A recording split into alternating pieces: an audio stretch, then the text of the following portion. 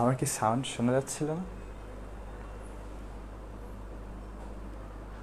আচ্ছা আচ্ছা আচ্ছা আচ্ছা, আই এম রিয়েলি সরি, আমি খেয়াল করি নাই। আচ্ছা, let me go through the first match again. হ্যাঁ, সরি ফর দ্যাট। আচ্ছা, এখন শুনতে পাওয়ার কথা।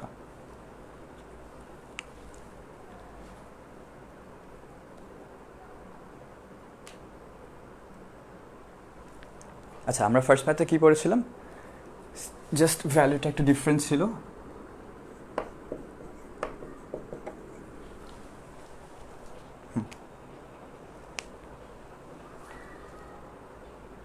আচ্ছা, এখন ঠিক আছে। আমি সরি ফর দ্য ডিসক্রিপেন্সি। তো আমরা ওই ম্যাথটা আবার একটু ফাস্ট আবার রিভিউ করবো। হ্যাঁ, তো ফার্স্ট ম্যাথে কী ছিল? আচ্ছা, আলম সিজিয়াম ধাতুর পাতে 4 × 10⁻⁷ মিটার তরঙ্গ দৈর্ঘ্যের আলোক আপাতিত করে। তো সেটা তড়িৎ ক্রিয়ার পরীক্ষার জন্য সে দেখে আর কি। তো বিভবটা যেটা পায় সেটা হচ্ছে 2 ভোল্ট দেওয়া থাকে। আর বলেছে যে যেই ইলেকট্রনটা আর কি মানে ফটো ইলেকট্রিক এফেক্টের জন্য ছুটে যাবে আমাদের ওটার নিউক্লিয়াসের আওতা থেকে, তো সেইটার ম্যাক্সিমাম কাইনেটিক এনার্জি থেকে, যেটা আমরা ফর্মুলা জানি, ওখান থেকে বের করতে হবে যে এটার ম্যাক্সিমাম ভেলোসিটি বা গতিটা কত হবে। তো এটার জন্য আমাদের ফর্মুলাটা যেটা ছিল হইতেছে 12mv² = ইভি, যেটা একটু আগে লিখেছিলাম, তা আওয়াজ শোনা যায় নাই। তো এখানে যা যা আছে প্রত্যেকটা আমাদের গিভেন নোন ভ্যালু। ই এর ভ্যালু আমরা জানি, ভি এর ভ্যালু আমাদের গিভেন, কোয়েশ্চেনের মধ্যে বলা আছে, এম এর ভ্যালুটাও আমরা জানি, এটাও কোয়েশ্চেনে বলা আছে। তো আমাদের খালি ম্যাক্সিমাম ভেলোসিটি মানে আর কি এই ভি এর ভ্যালুটা বের করতে হবে।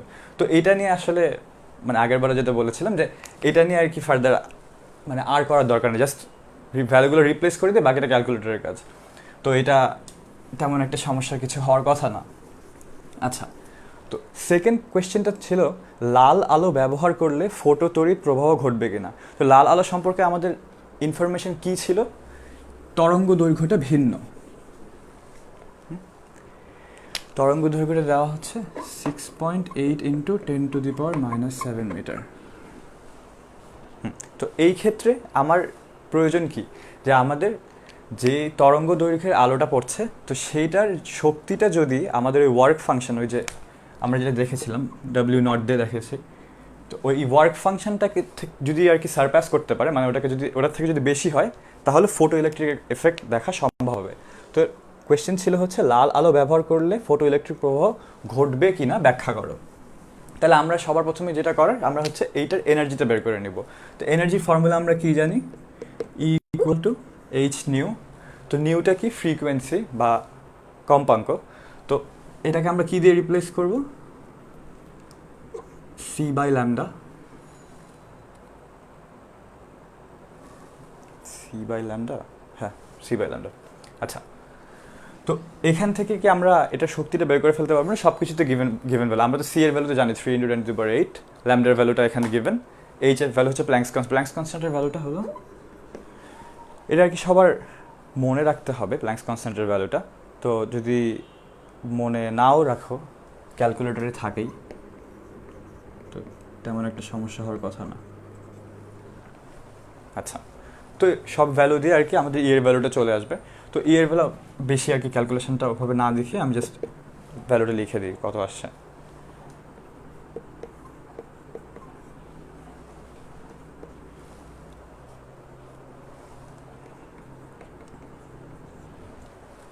আচ্ছা,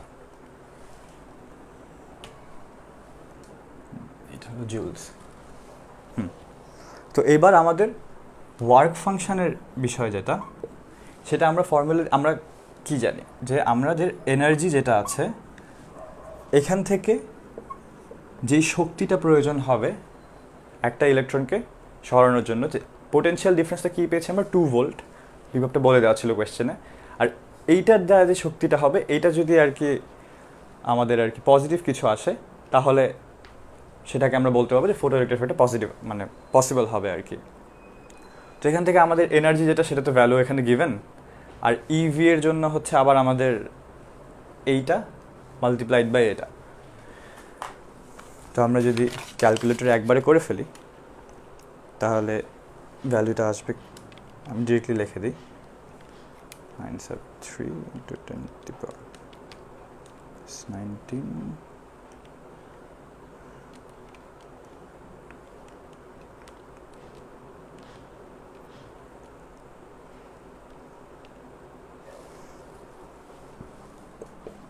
(1.773 into 10 to the power minus 19 joules).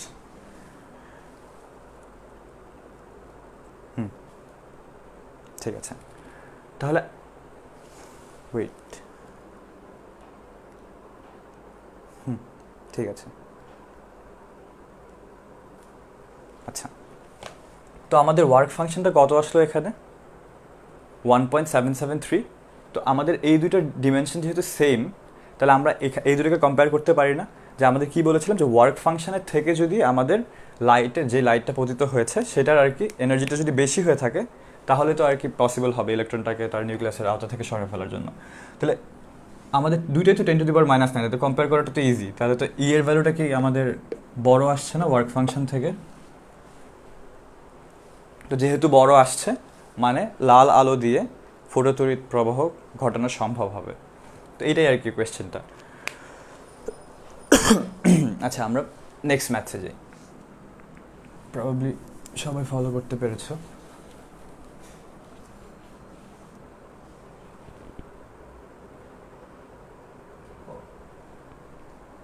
আচ্ছা ভাইয়া, আমি তো সেকেন্ড পেপার পড়াই, সাবিলা আপু ফার্স্ট পেপার পড়ায়, আমি হচ্ছে ইন্ট্রোডাকশন টু মডার্ন ফিজিক্স পড়াচ্ছি।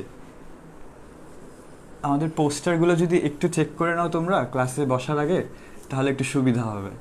কারণ সবগুলো টপিকস অ্যান্ড এভরিথিং সব কিছু আগের থেকে দেওয়া থাকে আমাদের, হ্যাঁ, যে কে কখন ক্লাস নেবে অ্যান্ড কী টপিকের উপরে ক্লাস নেবে। তো আমরা চেষ্টা করবো একটু আর কি ফলো করার ওগুলো। আচ্ছা,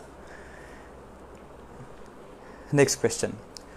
ফটোতড়িৎ প্রক্রিয়ার পর্যবেক্ষণের জন্য মিথিলা পটাশিয়াম ধাতুর উপর উপযুক্ত কম্পাঙ্কের একটি আলো আপতিত করল। পটাশিয়াম পৃষ্ঠ হতে যে ইলেকট্রন নির্গত হলো তার গতিশক্তি 1.4 EV। তাহলে গতিশক্তি কি বলে আছে? Kinetic energy. কাইনেটিক এনার্জি গতিশক্তিটাকে আমরা কে দিয়ে লিখি 1.4 EV, ইলেকট্রন বলতে আর কি রিপ্রেজেন্ট করা। আচ্ছা, তারপরে বলেছে যে পটাশিয়ামের কার্যাপেক্ষক হলো 2 EV, তার ওয়ার্ক ফাংশনটা 2 EV। আচ্ছা, নাবিলা 10 কিলোভোল্ট বিভব পার্থক্যের একটি ইলেকট্রনকে গতিশীল করলো। তাহলে বিভব পার্থক্যটা হচ্ছে 10 into 10 to the power 3 volt, 10 kilovolt যেহেতু বলেছে। তো এখন প্রথম কোয়েশ্চেনটা হলো যে উদ্দীপকে পটাশিয়ামের উপর আপতিত আলোর তরঙ্গ দৈর্ঘ্য কত ছিল? আচ্ছা, তো তরঙ্গ দৈর্ঘ্য কত ছিল এটা জানার জন্য আমরা একটা ফটো ইলেকট্রিক এফেক্টের জন্য বেসিক ফর্মুলাটা কী ছিল? যেই আলোটা আমরা দিব, এটার শক্তিটা কি হবে? ওয়ার্ক ফাংশন প্লাস কাইনেটিক এনার্জিটা হবে না? এটাই তো আমরা জানি যে কাইনেটিক এনার্জিটা ইলেকট্রনের কাইনেটিক এনার্জি আর হচ্ছে ওয়ার্ক ফাংশন, যেটাকে আর কি ওভারকাম করতে হবে ফটোগ্রাফি এফেক্ট করার জন্য। আর এটা হচ্ছে যেই ফোটনটা বা যেই লাইটটা আর কি আমরা দিচ্ছি ওই মেটালটার উপরে। আচ্ছা, তাহলে এখান থেকে আমরা ওয়ার্ক ফাংশনের ভ্যালুটা আমাদের দেওয়া আছে 2 EV। তো আমরা এই ভ্যালুগুলোকে এর ভ্যালুটা কি জানি আমরা? ওই 1.6 into 10 to the power minus 19। আর ভি এর ভ্যালুটা তো এখানে হচ্ছে,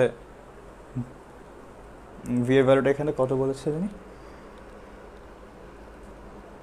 10 হ্যাঁ 10 কিলোভোল্ট। 10 কিলোভোল্ট দেওয়া আছে। আচ্ছা, তাহলে আমরা যদি এখন সব ভ্যালুগুলো রিপ্লেস করে ফেলি যা যা আমরা জানি, তো আমাদের কি বের করতে বলেছে? তরঙ্গ দৈর্ঘ্য। তরঙ্গ দৈর্ঘ্য জন্য আমাদের ল্যামডা লাগবে, আমাদের নিউ রেখে লাভ নাই। তাহলে আমরা সেটাকে, যেটা আমরা জানি সেটাতে নিয়ে চলে যাব। তাহলে আমরা কি লিখব? ওয়ার্ক ফাংশনের জন্য কি 2 into ইলেকট্রনের চার্জ ইন্টু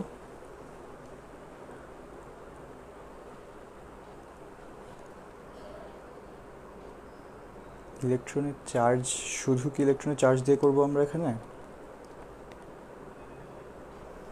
আচ্ছা,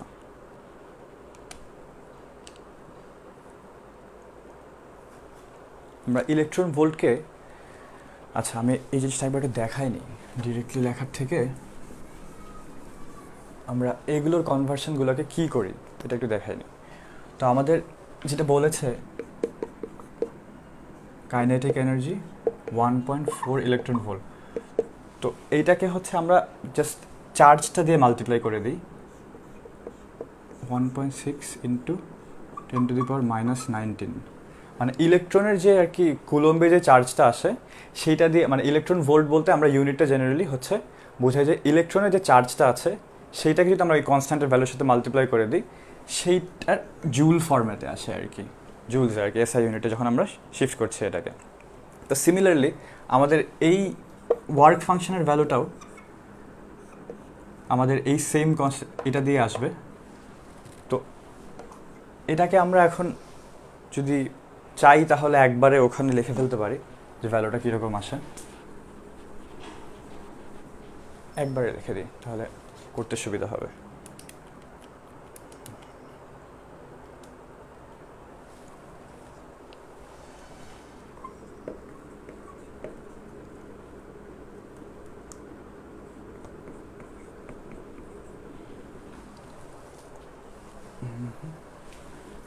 সেমভাবে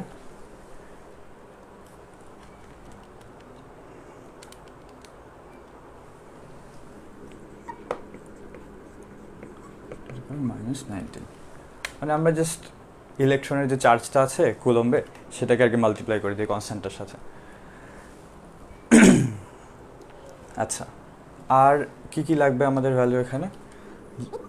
প্ল্যাঙ্কস কনস্ট্যান্টের স্বাভাবিকভাবে ফটো ইলেকট্রিক এফেক্ট আসলেই আমাদের প্ল্যাঙ্কস কনস্ট্যান্টের ভ্যালু লাগে, তো আমরা লিখে নিই আর কি যা যা পারি। আচ্ছা, আবার হচ্ছে আমরা আগে যে ইকুয়েশনটা লিখেছিলাম ওটাতে ব্যাক করি। আমাদের ফটো ইলেকট্রিক এফেক্টের primary equation H nu equal to work function plus kinetic energy. তো আমরা যেহেতু এটাকে একবারে লিখে ফেলেছি, আমরা সেম ইউনিটে নিয়ে চলে এসেছি, তাহলে আমরা একবারে লিখে দিই 10⁻⁻19, আর এখানে ব্র্যাকেটে লিখে দিই 2.24 প্লাস 3.2। সমস্যা নাই তো, রাইট? বিকজ দুইটার সাথে তো সেম পার্টটাতে সেম। আর এখানে কি বলেছিলাম, যেহেতু তরঙ্গ দৈর্ঘ্য প্রয়োজন তাহলে আমরা তরঙ্গ দৈর্ঘ্যটাকে আনবো। এটাও একটা কনস্ট্যান্ট ভ্যালু, এটাও একটা কনস্ট্যান্ট ভ্যালু, এদিকে তো সব নোন ভ্যালু দেখাই যাচ্ছে। তাহলে আমরা যদি ক্রস মাল্টিপ্লাই করে দিই এই পুরো পার্টটাকে নিচে নিয়ে আসবো, এটাকে অ্যাড করলে হবে 5.44 10⁻⁻19 ইকুয়াল টু ল্যামডা। তখন আমরা যদি কনস্ট্যান্টের ভ্যালুগুলো বসাই,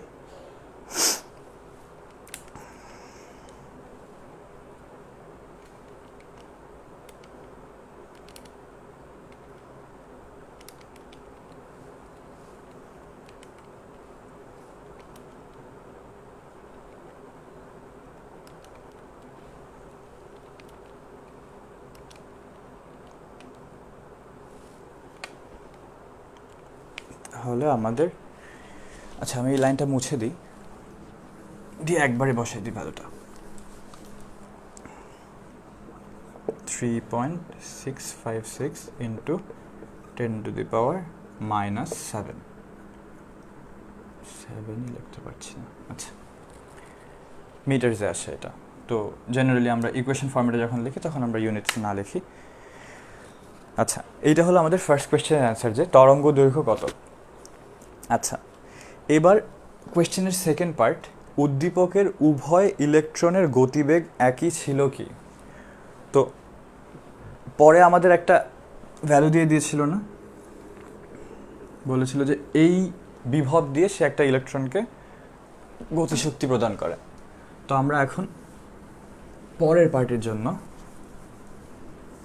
দেখি কি আসে ভ্যালু। আচ্ছা, তো প্রথমটা যেটা ছিল, প্রথমটার তো ভ্যালু হচ্ছে আমরা জানি, প্রথমটা তো থাকলোই, ওখানে দিয়ে দিলাম। আর পরের ইলেকট্রনের জন্য যেটা, সেটা তো বিভব পার্থক্য আমরা এখানে বললাম, এটা 10⁻³ আচ্ছা, তো আমরা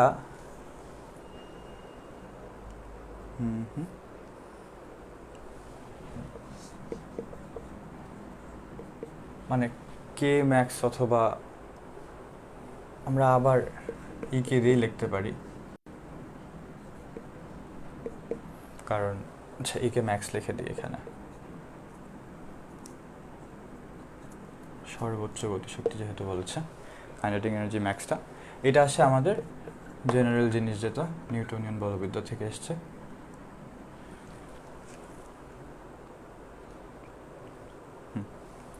তাহলে আমাদের কে ম্যাক্সটা কত ছিল, এই কে ম্যাক্সটা থেকে আমরা হচ্ছে এটার ভেলোসিটিটাকে বের করে নেব। তখন জিজ্ঞেস করেছে যে গতি সেম ছিল কিনা, তো যেহেতু আমরা এখানে কে এর ভ্যালুটা দেওয়া আছে ওখান থেকে, আর ম্যাথটা তো আমরা ইলেকট্রনের ক্ষেত্রে তো ম্যাথ তো জানি, তাও আরেকবার লিখে দিই।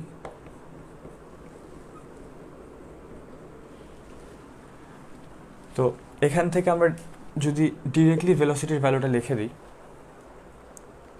এগুলো তো একবারই ক্যালকুলেটর দিয়ে করলেই হয়, তাহলে আমরা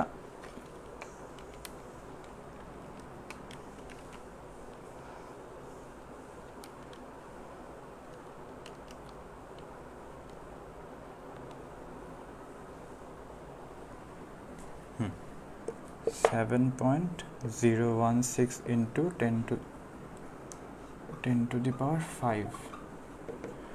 এটা হলো আমার ফার্স্ট কেসের জন্য ভেলোসিটিটা। আচ্ছা, এবার এটাকে আমরা রেখে দিই, হ্যাঁ এক পাশে লিখে দিই। প্রথম ভেলোসিটিটা 7.016 ইন্টু 10⁵। এখন হচ্ছে সেকেন্ড ভ্যালুটা বের করবো আমরা, যে 10 কিলোভোল্ট দেওয়ার কারণে কি পরিমাণের গতিশক্তিটা পেল।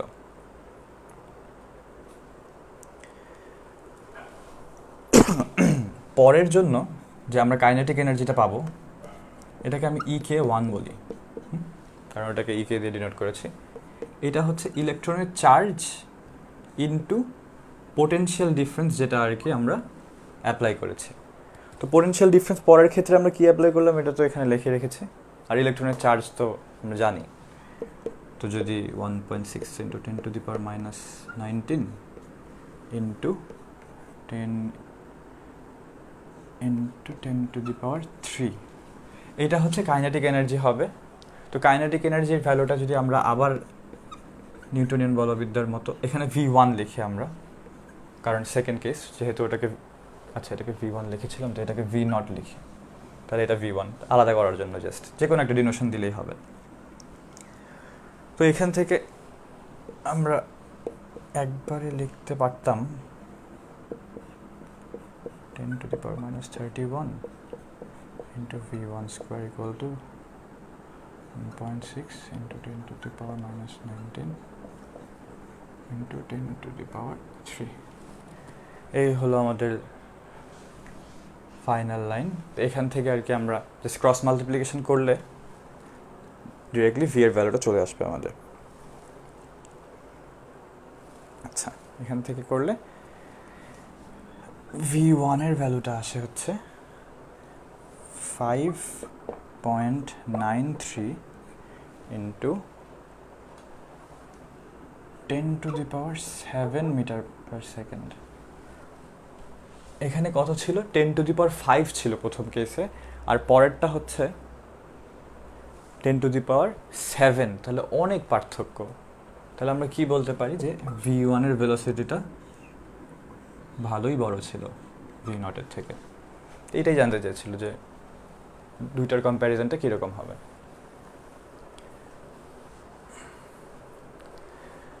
আচ্ছা, তাহলে আমাদের ফটো ইলেকট্রিক এফেক্টের যে দুটো ম্যাথ দেখাতে চেয়েছিলাম এই দুটো গেল। এবার আমরা আসি হচ্ছে প্ল্যাঙ্কের কোয়ান্টাম থিওরি নিয়ে। তো কোয়ান্টাম থিওরিটা শুনে অনেক এক্সট্রা কিছু মনে হতে পারে, বাট আইডিয়াটা খুবই সিম্পল। যে প্ল্যাঙ্ক বলেছে যে এই যে এনার্জি যে আমরা বলছি যে এনার্জি ট্রান্সফার হচ্ছে এই 0.5 জুল 0.3 জুল বা এরকম, তো আমরা যদি এটা আর কি লাইট এনার্জি একদম সবচেয়ে purest form of energy, light এনার্জির ক্ষেত্রে আমরা যখন মানে ট্রান্সফারটা বুঝাই, এই জিনিসটা হচ্ছে সবসময় একটা ডিসক্রিটভাবে হয়। তো ডিসক্রিট অর্থ হচ্ছে মানে ডিসক্রিটের অপোজিট হচ্ছে কন্টিনিউয়াস। তো কন্টিনিউয়াস মানে হচ্ছে একদম একাধারে ফ্লো হচ্ছে এনার্জি, তো সেটার ভ্যালুটা যে কোনো রকম হতে পারে। আর ডিসক্রিট মানে হচ্ছে পার্টে পার্টে যাচ্ছে। তো এই প্ল্যাঙ্কের কোয়ান্টাম থিওরিটা হচ্ছে যে বলে যে এই যে এনার্জি যে ট্রান্সফারটা হয়, এই এনার্জি ট্রান্সফারটা একদম মানে ডিসক্রিট প্যাকেটস অফ এনার্জি হিসেবে যায়। তো এই প্যাকেটসের একদম ইউনিটটা কি, ওটাকে ধরে হচ্ছে এইচ নিউ। আর যদি আমরা টোটাল এনার্জিটা তাহলে বলতে চাই, তাহলে সেক্ষেত্রে আমরা জাস্ট একটা এন দিয়ে দিই সামনে। এই এন এর ভ্যালুটা 0, 1, 2, 3 যে কোনো একটা ন্যাচারাল নাম্বার বা যে কোনো একটা কিছু হয়, যেটা হচ্ছে আমাদের যতগুলো আর কি প্যাকেটস ট্রান্সফার্ড হচ্ছে সেটা বোঝানোর জন্য। এটাই হচ্ছে আর কি প্ল্যাঙ্কসের কোয়ান্টাম থিওরির আইডিয়াটা, যে এনার্জি ডিস্ট্রিবিউশনটা কন্টিনিউয়াস হয় না, এটা হচ্ছে শুধু ডিসক্রিটভাবে হয় বা এনার্জি প্যাকেটস হিসেবে যায়। আচ্ছা, তো দ্যাটস ইট। মানে কোয়ান্টাম থিওরি আইডিয়াটা, এই কোয়ান্টাম নামটা এসেছে হচ্ছে কোয়ান্টাম মানে হচ্ছে মানে কোয়ান্টিফাই করার থেকে এসছে। তো এই কোয়ান্টাম হচ্ছে ইউনিট বোঝায়, স্মলেস্ট ইউনিট, কোয়ান্টা থেকে কোয়ান্টাম।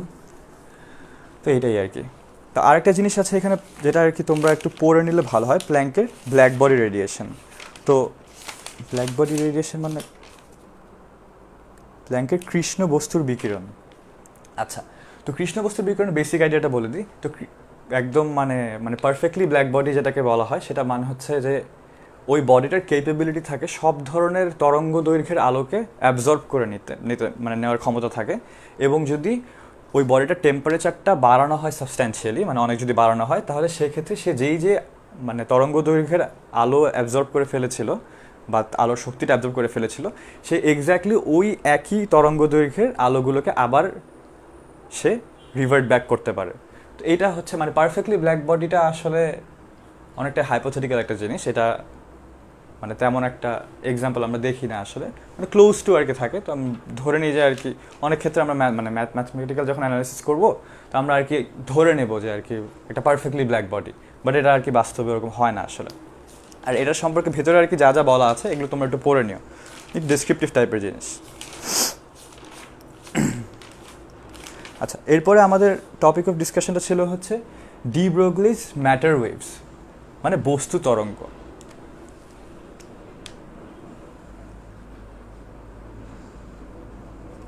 ক্যামেরা কি বেশি ব্লার?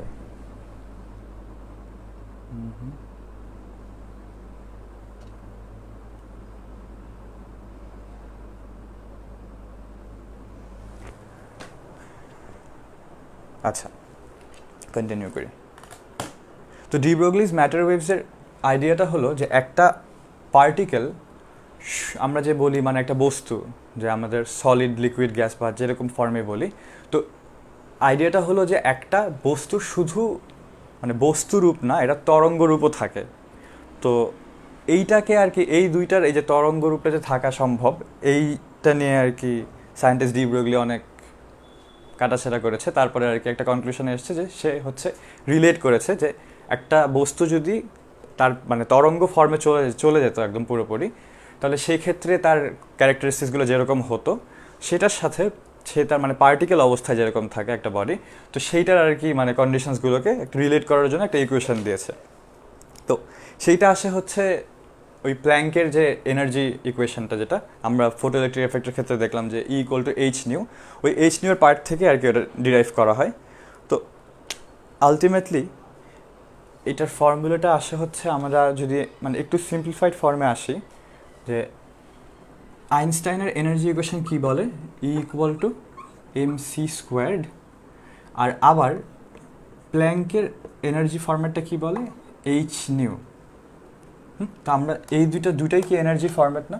তো আমরা এখন এই দুটাকে যদি, এটা হচ্ছে কি পার্টিকেল প্রপার্টি থেকে, এটা হচ্ছে লাইটের ফোটনসের জন্য বা ওয়েভ প্রপার্টির জন্য একদম স্পেসিফিক্যালি। তো এখন ডি ব্রগলি কী বলেছে যে এই দুইটাই এক্সিস্ট করতে পারে একই সাথে, তো যে কোনো বস্তুর ক্ষেত্রে পার্টিকেল প্রপার্টি এবং ওয়েভ প্রপার্টি দুটাই থাকবে। তাহলে সেক্ষেত্রে আমরা এই দুটাকে ইকুয়াল লিখব, কারণ এনার্জি তো এনার্জি, সেটা যেই ফর্মে থাকুক না কেন। তো এখান থেকে আমরা h/c²। আচ্ছা, তো এখন এই যে আমরা ম্যাসের একটা পেলাম, তো সেক্ষেত্রে আমরা যদি একটা ফোটনকে কনসিডার করে থাকি, তো ফোটনের জন্য আমরা কি জানি, মানে একটা যে কোনো একটা কিছুর মোমেন্টাম বা ভরবেগ, যেটা ভরবেগ মানে কি ম্যাস টাইমস ভেলোসিটি। তো এখন আমরা যদি একটা ফোটনের ক্ষেত্রে বলি, তো সেক্ষেত্রে একটা ফোটনের ভেলোসিটি কত, সি, লাইটের ভেলোসিটি আর কি। তো আমরা এখন যদি এখানে মোমেন্টাম নিয়ে বলি বা ভরবেগ নিয়ে বলি, তাহলে ম্যাসের সাথে আমরা কি করব, একটা সি এনে দিব, তাহলে রাইট হ্যান্ড সাইডেও একটা এক্সট্রা সি আনবো, কারণ ইকুয়েশনটাকে মানে সাস্টেইন করে যেন, এটার জন্য। তাহলে আমাদের একটা ক্যান্সেল আউট হয়ে যায়। এইটা কি দাঁড়াচ্ছে তাহলে, mass into velocity of a photon. তো এটাকে আমরা পি দিয়ে লিখি, মানে মোমেন্টাম বোঝানোর জন্য, ভরবেগের জন্য। তো ফর্মুলাটা শেষ পর্যন্ত দাঁড়ায় h/c। এইটা হলো আমাদের ডি ব্রগলিস ম্যাটার ওয়েভের এই যে একটা মোমেন্টাম আর ফ্রিকোয়েন্সি। তাহলে কি দাঁড়াচ্ছে, এটা হচ্ছে পার্টিকেল প্রপার্টি আর এটা হচ্ছে ওয়েভ প্রপার্টির জন্য। তো এই হয়ে গেল রিলেশনটা আমাদের।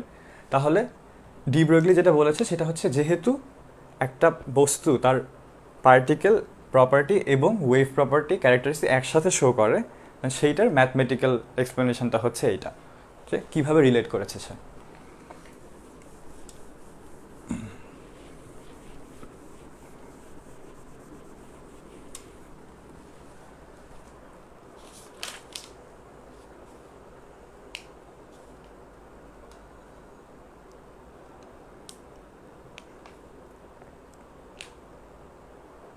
আচ্ছা, তা আমরা একটা সিম্পল একটা ম্যাথ দেখে নিই, তাহলে আর কি বুঝতে পারবো যে কীরকম টাইপের কোয়েশ্চেন্স আসে। আচ্ছা, তো একটি প্রোটনের বেগ আলোর বেগের 1/20 টাইমস। তাহলে প্রোটনের বেগটা 1/20 ইন্টু সি।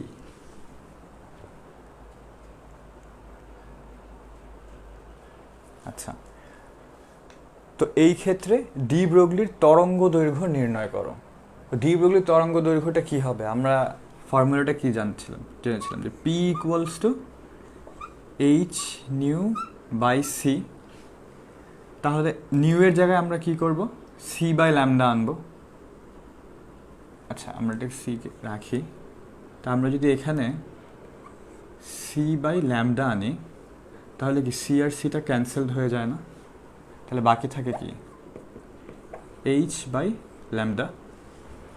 তাহলে momentum equals to Planck's constant divided by তরঙ্গ দৈর্ঘ্য। আচ্ছা, এখন বললো কি যে তরঙ্গ দৈর্ঘ্য নির্ণয় করো, তাহলে আমরা ডিরেক্টলি এই ফর্মুলাটা লিখতে পারবো। তাহলে তরঙ্গ দৈর্ঘ্য যেহেতু চেয়েছে, তাহলে আমি লিখি তরঙ্গ দৈর্ঘ্য ইকুয়াল টু এটা বাই পি।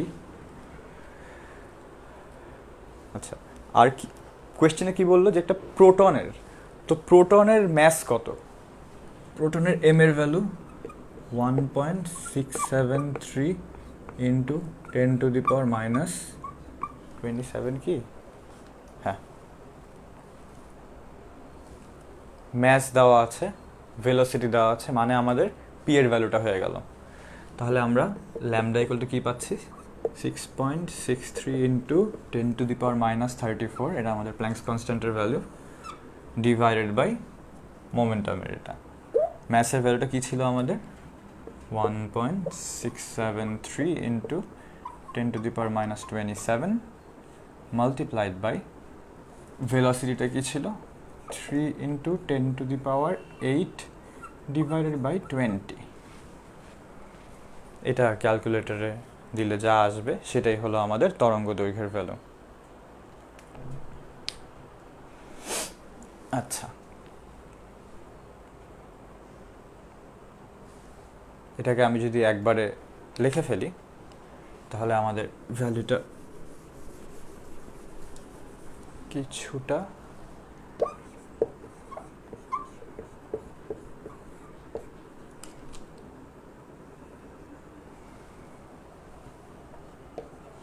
এরকম আসার কথা।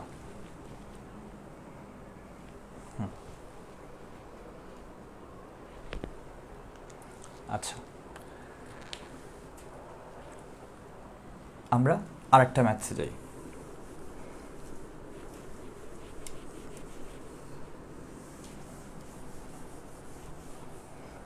কোয়েশ্চেনটা খুব সিম্পল, ছোট একটা কোয়েশ্চেন। এখানে বলেছে একটি প্রোটন ও একটি ইলেকট্রনের ডি ব্রগলি তরঙ্গ দৈর্ঘ্য সমান, কার গতিশক্তি বেশি? তো এখন আমার ডি ব্রগলির তরঙ্গ দৈর্ঘ্য যেহেতু সমান, তাহলে ওই জায়গা থেকে আমাদের গতিশক্তির দিকে আসতে হবে। আচ্ছা, আমরা তরঙ্গ দৈর্ঘ্য দিয়ে কি জানি? একটু আগে যে দেখলাম, lambda equal to Planck's constant divided by momentum বা ভরবেগ।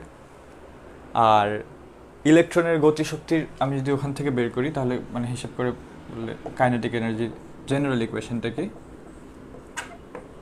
mv squared.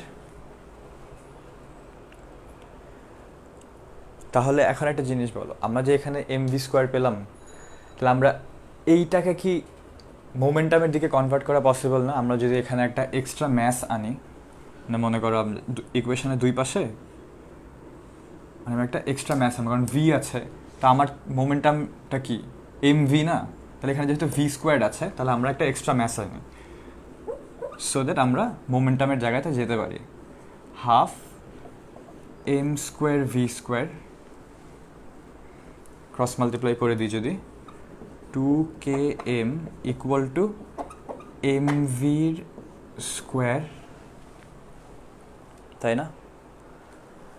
তাহলে আমরা mv মানে কি, আমরা যদি এ পাশে লিখি mv equal to root over 2km। mv কি আমাদের? mv হচ্ছে আমাদের ভরবেগ।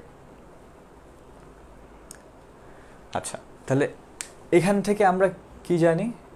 এই ভরবেগ যদি ভ্যালুটা আমরা জানি, এটা মানে কি h বাই ল্যামডা না?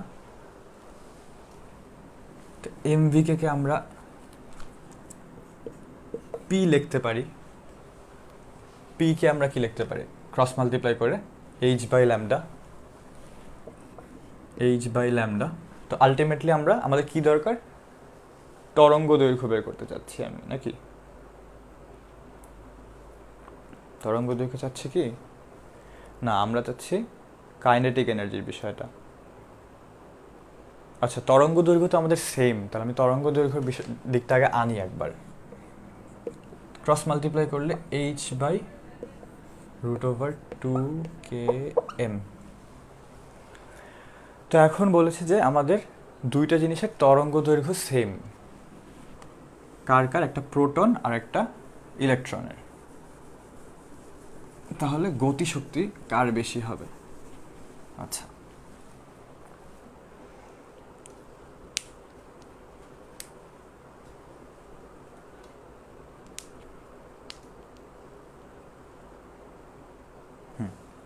তো আমরা যদি এখন এইটাকে কাইনেটিক এনার্জির দিকটা আনতে চাই, কাইনেটিক এনার্জির দিক থেকে আনতে গেলে কি হবে? আমার স্কোয়ার করতে হবে অবশ্যই, কারণ কাইনেটিক এনার্জি তো আমার ভেতরে। তো এটাকে আনার জন্য আমার স্কোয়ার করতে হলে কি আসবে? ল্যামডা স্কোয়ার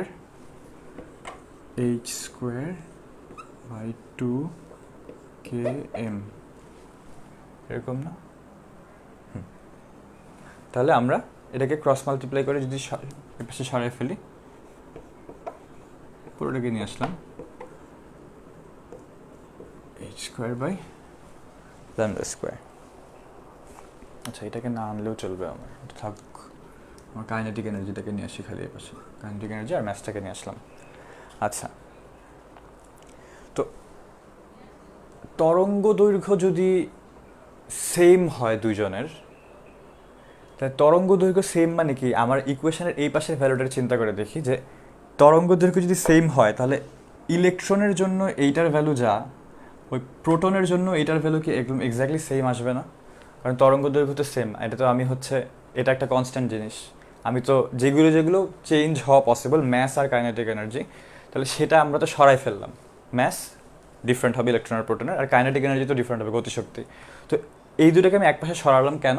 কারণ হচ্ছে এই পার্টটা তো দুজনের জন্য সেম, তাহলে এই পার্টটা সেম হলে কি দুইজনের রেসপেক্টিভ, আমি যদি বলি এখন mass of proton into kinetic energy of proton equal to mass of electron into kinetic energy of electron, এটা বলতে পারবো না।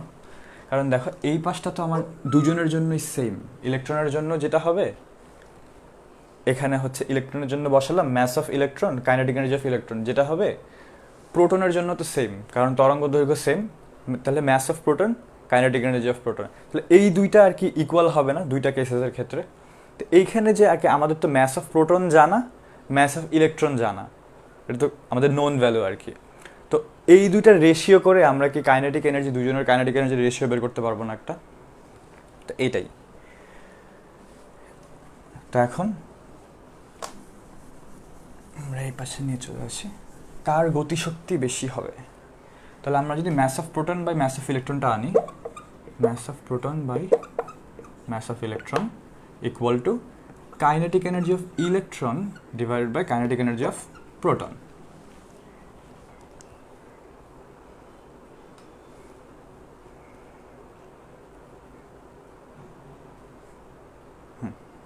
তাহলে আমরা কি দাঁড়াচ্ছে,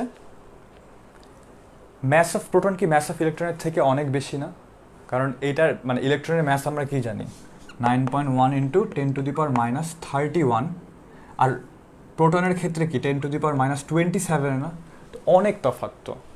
তাহলে এখান থেকে কি বলা যাচ্ছে, এই রেশিও থেকে আমরা কি জানি যে এটার থেকে অনেক বড় যেহেতু, তাহলে অবশ্যই কাইনেটিক এনার্জি অফ ইলেকট্রনটা কাইনেটিক এনার্জি অফ প্রোটনের থেকে অনেক বড় হবে।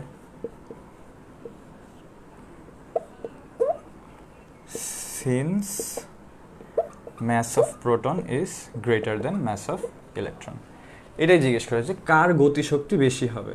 তাহলে বোঝা গেল কি যে তরঙ্গ দৈর্ঘ্য যদি সেম হয়, যার ভর কম তার গতিশক্তি বেশি হবে, কারণ রেশিওটা তো সবসময় এরকমই আসবে যদি আর কি ডি ব্রগলি তরঙ্গ দৈর্ঘ্য দেওয়া থাকে। আচ্ছা, এটা মুছে দিলাম।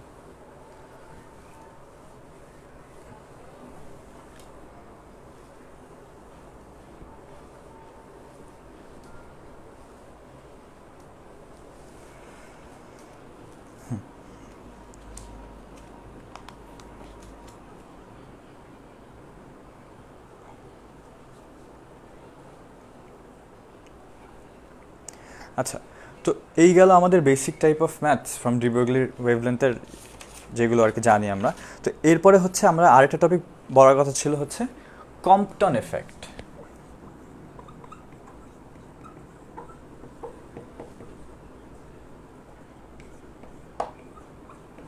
আচ্ছা,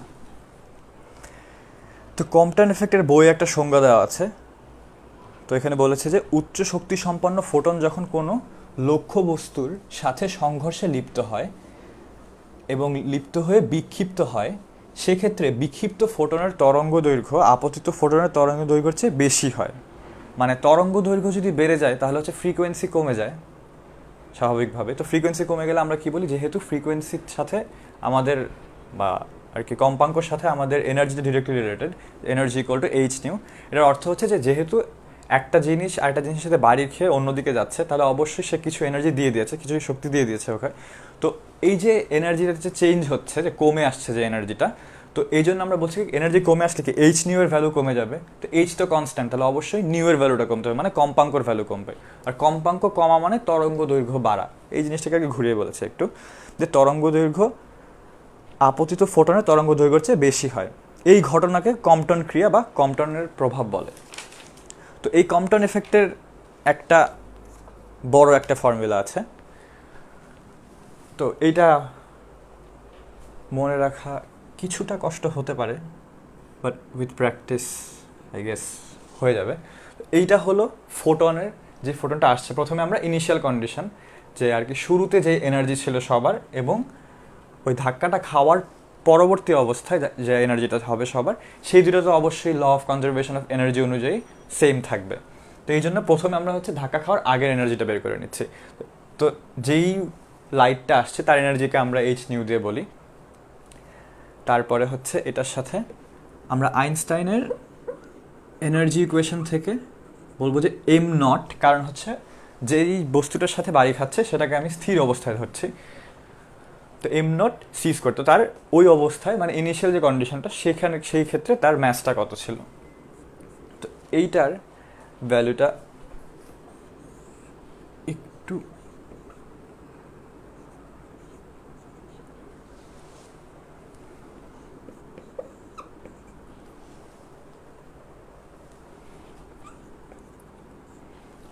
ফর্মুলাটা এরকম আর কি।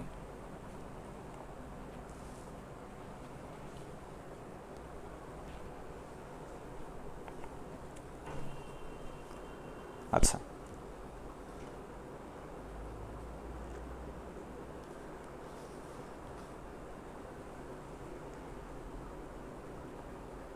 তো এই যে মোমেন্টাম দিয়ে, যেটা ভরবেগ দিয়ে যে আমরা এটা দেখলাম, এইটা হচ্ছে ওই ইলেকট্রনের মোমেন্টাম যে গেইন করলো, মানে নতুন যে মোমেন্টামটা পেলো, আমরা তো শুরুতে আর কি স্থির ধরে রেখেছি, তো যে মোমেন্টামটা পেলো সেই মোমেন্টামের সাথে লাইটের ভেলোসিটি স্কোয়ারের ওয়েট মাল্টিপ্লাই করে, মানে আর কি আলটিমেটলি ইকুয়েশনটা আসে এরকম আর কি। এটার একটা ডেরিভেশন আছে। তো আমাদের মানে এখান থেকে যে ইম্পর্টেন্ট বিষয় যেটা লাগে সেটা হচ্ছে তরঙ্গ দৈর্ঘ্যর পরিবর্তনটা কি হয় ফোটনের। তো ওইটা দিয়ে যে আর কি সিম্পলিফাইড ফর্মুলাটা আছে সেটা হলো ল্যামডা প্রাইম মাইনাস ল্যামডা, এটা হচ্ছে ফাইনাল তরঙ্গ দৈর্ঘ্য, মানে পরবর্তী ধাক্কা খাওয়ার পরবর্তী অবস্থায় তরঙ্গ দৈর্ঘ্যটা, কারণ এটা অবশ্যই বেশি হবে কারণ এনার্জিটা কমে যাবে, যেটা আর কি শুরুতে বললাম। তো তরঙ্গ final wavelength minus initial wavelength equals to h by m naught c into 1 minus cos theta. আচ্ছা, এই কস থিটাটা কি? যদি আমরা শুরুতে ধরে নিতাম যে একটা ফোটন আসছে, তো ফোটন আসলে আমরা জেনারেলি কি হিসাবে দেখাই ওটাকে, সরে ফেললাম, তো ফোটন তো একটা ওয়েভ আসছে, তার ভেলোসিটি ডিরেকশনের দিকে, এখানে একটা ইলেকট্রনটা আছে, তো ফোটনটা এখানে সে বাড়ি খেলো, বাড়ি খাওয়ার পরে সে এই ডিরেকশনে ছুটে চলে গেল, আর এই ইলেকট্রনটা এদিকে চলে আসলো। তাহলে আমি যদি তার ইনিশিয়াল ডিরেকশন যেটা ছিল ওইটার সাথে অ্যাঙ্গেল যদি বলি যে ফোটনটা নিজে যে দিক থেকে আসছিল সেটার সাথে তার অ্যাঙ্গেল কত, সেই ডিরেকশনের সাথে তার অ্যাঙ্গেলটাকে যদি আমরা থেটা ধরি, তাহলে ওই থেটাটা হচ্ছে এখানে অ্যাপ্লাই হবে, আর বাকিটাকে আমরা ফাই ধরতে পারি আর কি। তো ওয়েভলেংথ চেঞ্জের বা তরঙ্গ দৈর্ঘ্য পরিবর্তনের ফর্মুলাটা আমরা যেটা কম্পটন ইফেক্ট থেকে পাই সেটা হলো এটা, আর জেনারেল যে আমরা এনার্জি যে ইকুয়েশনটা হচ্ছে এইটা। তো আমাদের এই দুইটা একটু মনে রাখতে হবে, কারণ দেখে খুব একটা সহজ মনে হওয়ার কথা না একদম ফার্স্টে, বাট ইউজ করতে করতে জিনিসটা খালি সেন্স মেক করাতে হবে জিনিসটা, যে ইনিশিয়াল কন্ডিশনটা মনে রাখলে আর পরবর্তীটা হচ্ছে এইটার পার্টেরই জাস্ট স্কোয়ার ফর্ম না, এই যে ইনিশিয়াল এনার্জিটা ছিল এইটার স্কোয়ার ফর্ম, প্লাস কি হচ্ছে মোমেন্টামের সাথে যদি আমি এটার কথা চিন্তা করে দেখো, তো মোমেন্টামকে আমরা কি লিখতে পারি, mass into velocity, mass into velocity, এইটার সাথেই খালি এক্সট্রা লাইটের ভেলোসিটিটা মাল্টিপ্লাই হয়েছে, কারণ ভি স্কোয়ার এনার্জিতে আনার জন্য, যেহেতু উপরে রুট আছে, আমরা এখানে মনে রাখার একটা ইজি ওয়ে হচ্ছে ডিমেনশনাল অ্যানালিসিস। এখন ডিমেনশনাল অ্যানালিসিসকে বাংলায় কি বলে আমি না খুব একটা শিওর না। হ্যাঁ, মানে হচ্ছে ইউনিট ধরে যদি আমরা চিন্তা করি যে এনার্জির ইউনিটটা কি আসার কথা, তো ওইভাবে আর কি কার উপরে কি পাওয়ার হওয়ার কথা, খালি মনে রাখতে হবে যে মোমেন্টামের সাথে একটা লাইটের ভেলোসিটি মাল্টিপ্লাই আছে, তো বাকিটা হচ্ছে যেহেতু রুট থাকে একটা বড়, তো ওই হিসেবে আর কি ইউনিটটা একটু চিন্তা করলে দেখবা যে কার উপরে কি পাওয়ার দিতে হবে সেটা আর কি ভুল হওয়ার কথা না। আচ্ছা, তাহলে আমরা এটা দিয়ে একটা ম্যাথ দেখি।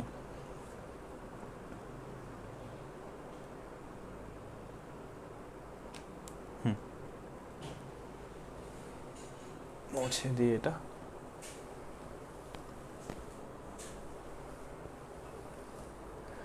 আচ্ছা, মাঝখানে মনে হয় একটা টপিক আছে এক্স রের ব্যাপারে, তো এক্স রে ওটা একটু পড়ে নিও, ওটা তেমন একটা বেশি কিছু নাই, সমস্যা হলে তো ইনস্ট্যান্ট স্কুলের পেজে তোমরা জানাতেই পারবে।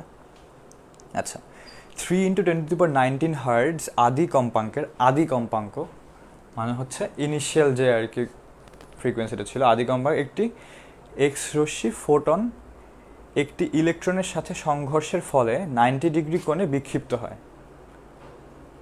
আচ্ছা, তো আমার শুরুতে ফ্রিকোয়েন্সিটা কি দেওয়া, 3 × 10⁻19।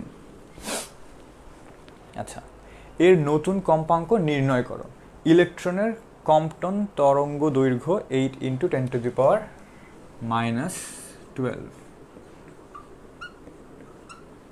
এটা হচ্ছে তরঙ্গ দৈর্ঘ্য দেওয়া আছে ইলেকট্রনের। তো এটার জন্য আমরা যেহেতু হচ্ছে নতুন কম্পাঙ্ক তৈরি করতে বলেছে, নতুন কম্পাঙ্ক মানে নির্ণয় করতে বলেছে, তাহলে আমরা কম্পাঙ্কর জন্য আমরা কি জানি, কম্পাঙ্ক কিসের সাথে ডিরেক্টলি রিলেটেড, তরঙ্গ দৈর্ঘ্যের সাথে। তো তরঙ্গ দৈর্ঘ্যের সাথে যদি রিলেটেড হয় তাহলে আমরা এটার ক্ষেত্রে তরঙ্গ দৈর্ঘ্যের একটা চেঞ্জের একটা ফর্মুলা দেখলাম না একটু আগে, যে ধাক্কা খাওয়ার পরে তরঙ্গ দৈর্ঘ্য minus initial equals to h/m0c, যার সাথে বাড়ি খাচ্ছে সেটা যে 1 - cos θ। তাহলে আমাদের কি বললো কোয়েশ্চেনটা হচ্ছে যে নতুন কম্পাঙ্ক নির্ণয় করো।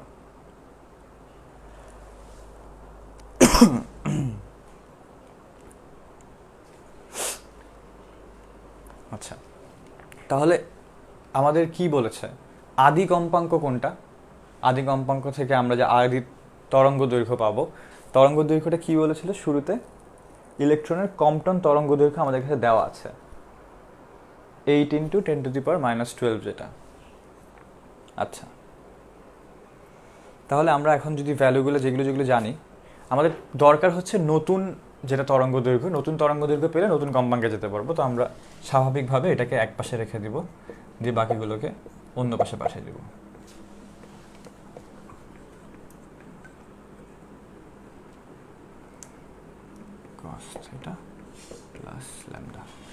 তো এই ল্যামডাটাকে আমি কি দিয়ে রিপ্লেস করবো, আমরা যেহেতু হচ্ছে আদি কম্পাঙ্ক দেওয়া আছে, তাহলে আমি সেটা c/নিউ করে ফেলবো।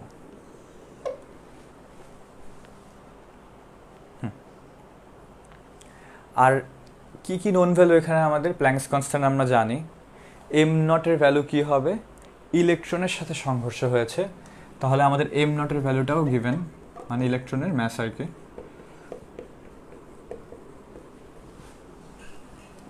h এর প্ল্যাঙ্কস কনস্ট্যান্ট তো জানি, c এর ভ্যালু জানি, এখানে আদি কম্পাঙ্কও বলে দিয়েছে, c এর ভ্যালু জানি, থিটার ভ্যালু কত শুরুতে বলে দিয়েছে না, যে ইলেকট্রনের সাথে সংঘর্ষের ফলে 90 ডিগ্রি কোণে বিক্ষিপ্ত হয়, তাহলে থিটার ভ্যালু হচ্ছে 90। তো 90 হলে কি হয়, cos 90 ভ্যালু কত, 0। তো ওই পার্টটা থাকছেই না আর কি আমাদের। তাহলে আমরা যদি ভ্যালুটা বসানোর কথা চিন্তা করে দেখি, তাহলে এই ভ্যালুটা থাকেই না,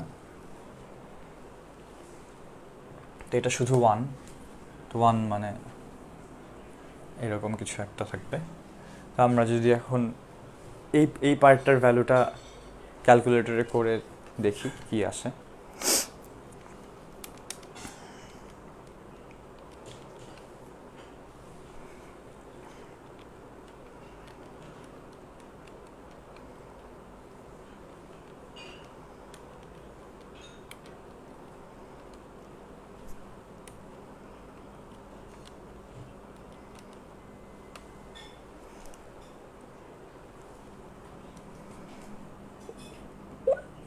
(2.428 × 10⁻−12 প্লাস c/নিউ,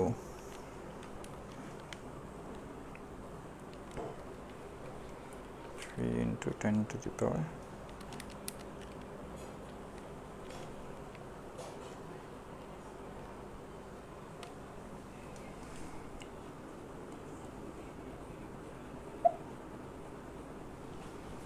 1 × 10⁻⁻ 11, তো এটাকে যেহেতু আমাদের 10⁻12 আছে, তাহলে আমরা এটাকে 10⁻12 যদি করতে চাই, তাহলে এটাকে আমরা 0.1 লিখব।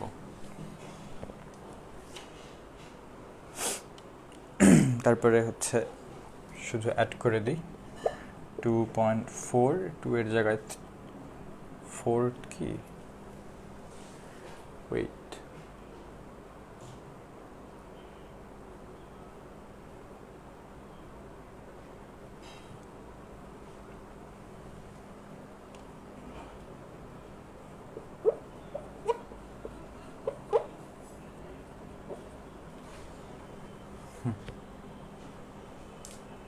পয়েন্ট 1 যেহেতু। আচ্ছা, তাহলে এখান থেকে আমরা কি পেলাম? ল্যামডা প্রাইমের ভ্যালু পেলাম। ল্যামডা প্রাইমের ভ্যালু পেলে আমাদের কোয়েশ্চেন চেয়েছিল হচ্ছে নতুন কম্পাঙ্ক নির্ণয় করো। তাহলে c equals to lambda prime nu prime, মানে নতুন পার্টগুলো।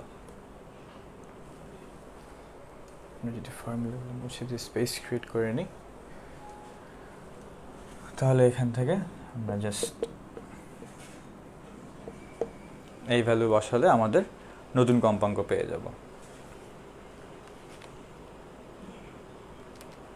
কত আসে এটা? 3 × 10⁸